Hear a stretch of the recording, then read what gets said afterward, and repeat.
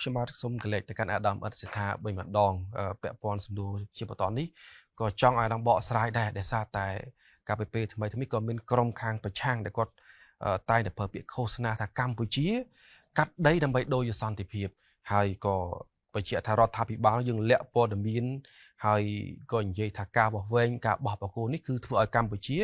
បាត់បង់ទឹកដីអញ្ចឹងអាដាមមានការឆ្លើយតបមិនចំពោះការចាត់ទុកនេះបាទវាជា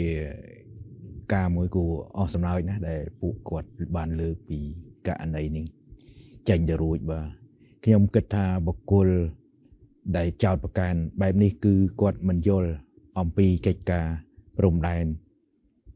អំពីបច្ចេកទេសផែនទីហើយនឹងការងារខណ្ឌសីមារបស់បង្គោលព្រំដែនទេបាទការងារបច្ចេកទេសការងារកិច្ចការព្រំដែនដូចលោកបានចំណានបានស្ដាប់អំបញ្ញមិញហើយគឺសហការីខ្ញុំគាត់បានរៀបរាប់តើនីតិវិធីនៃការអនុវត្ត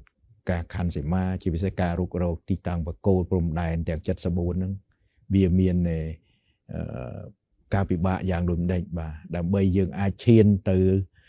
ការឯកភាពគ្នាជាមួយសមភាគីរបស់យើងខាងថៃនេះបាទហើយអញ្ចឹងអ្វីដែលពួកដែលអ្នកដែលបានលើកឡើងហ្នឹងគឺជាការមិនពិតទេគាត់មានគំនិតដែលថាធ្វើយ៉ាងម៉េចឲ្យយើងហ្នឹងប្រជាពលរដ្ឋយើងមានការយល់ច្រឡំបាទអានេះគឺជាអំពើមួយដែលយើងថាអាចថាជាអំពើអក្រិតបាទក្នុងន័យដើម្បីធ្វើឲ្យកម្ពុជាយើងមានការបែកបាក់ខ្ញុំគិតថាព័ត៌មានដែលគេថារាជរដ្ឋាភិបាលលាក់នោះខ្ញុំមិនដឹងជាគេចង់សម្ដៅទៅលើព័ត៌មានអ្វីទេបាទពីព្រោះយើងត្រូវដឹងថាការងារព្រំដែនគឺជាការងារចរចាទ្វេភាគីដោយសំអាងទៅលើឯកសារគតិយុត្តនិងភស្តុតាងនានាដែល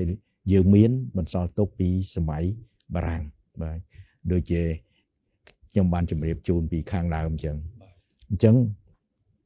ការងារដែល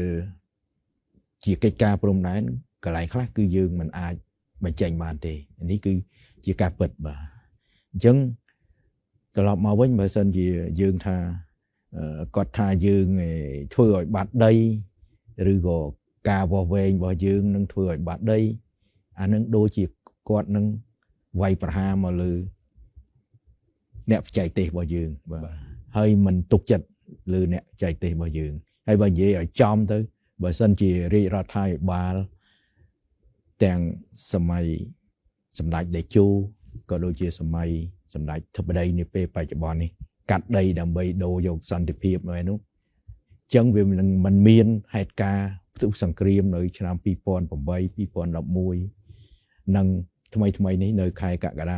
2025ទេបាទនេះគឺជាអ្វីដែលខ្ញុំគិតថាពួកគាត់ដែលបានលើកនេះគឺមានចេតនាទុច្ចរិតតែម្ដងខ្ញុំក្នុងនាមឯកឧត្តមរដ្ឋមន្ត្រីទូតទុកកិច្ចការព្រំដែនឯកឧត្តមឡើងជាសូមពាក្យនាដល់ជនរួមជាតិនិងសាធារណជនទាំងអស់សូមមេត្តាជឿជាក់ទុកចិត្តលើរាជរដ្ឋាភិបាលក្រុមការដឹកនាំដល់ឆ្លៀវវៃរបស់សម្ដេចបវរមហាបវរធិបតីហ៊ុនម៉ាណែតនាយករដ្ឋមន្ត្រីនៃប្រជាណាចក្រកម្ពុជានិងគណៈកម្មការចម្រុះខណ្ឌសីមាព្រំដែនគោកកម្ពុជាដែលជានិច្ចកាលតែងយកចិត្តទុកដាក់ប្រកាន់ភ្ជាប់នៅមនសិការវិជ្ជាជីវៈនិងការទទួលខុសត្រូវខ្ពស់ដោយតម្កល់ទុកឧត្តមប្រយោជន៍ជាតិជាធំជាពិសេសការការពារវណ្ណភាពទឹកដីអធិបតេយ្យដោយប្រកាន់ភ្ជាប់នៅការគោរពច្បាប់អន្តរជាតិគោរពគោលការណ៍ព្រំដែនមិនកែប្រែនិងខ្សែព្រំដែនអន្តរជាតិកម្ពុជាថៃដែលបានបន្សល់ទុកតាំងពីសម័យអាណានិគមបារាំងមកបាទវិគិសូមបងប្អូន